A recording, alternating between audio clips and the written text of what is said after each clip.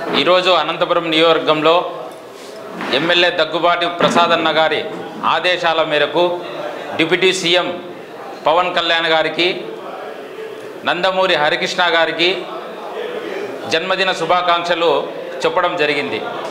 అంతేకాకుండా ఈరోజు నియోజకవర్గంలో అకాల వర్షాలు వచ్చి ఎక్కడన్నా ఏం సమస్యలు జరిగినా కూడా వెంటనే స్పందించడానికి అనంతపురం నియోజకవర్గం కార్యాలయంలో మా ఎమ్మెల్యే దగ్గుబాటి ప్రసాదన్న గారు కాల్ సెంటర్ ఏర్పాటు చేసి అదేవిధంగా మున్సిపల్ అధికారులను ఎక్కడికక్కడ అప్రమత్తం చేసి ముంపు ప్రాంతాలైనవన్నీ కూడా జేసీబీలతో ఇటార్చీలతో ఎక్కడికక్కడ క్లీన్ చేయించడం జరుగుతున్నది. ఆయన ఎక్కడ ఉన్నా కూడా అనేక శ్రద్ధ తీసుకుంటున్నారు.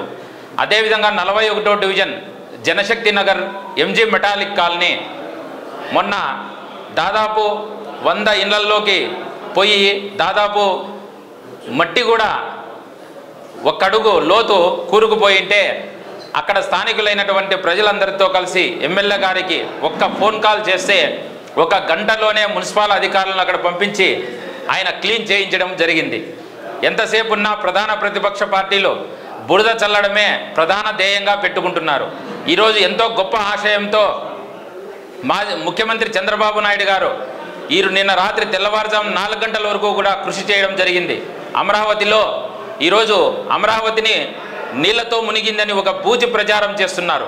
ఈరోజు మనం చెన్నై తీసుకోండి, బెంగళూరు తీసుకోండి, హైదరాబాద్ తీసుకోండి, ఏ రాజధాని అయినా కూడా ముంబై తీసుకోండి, నీటిలో కాలువలన్నీ కబ్జా చేయడం వల్లే అక్రమ కట్టడాల వల్లే ఈరోజు మునిగిపోతున్నాయి.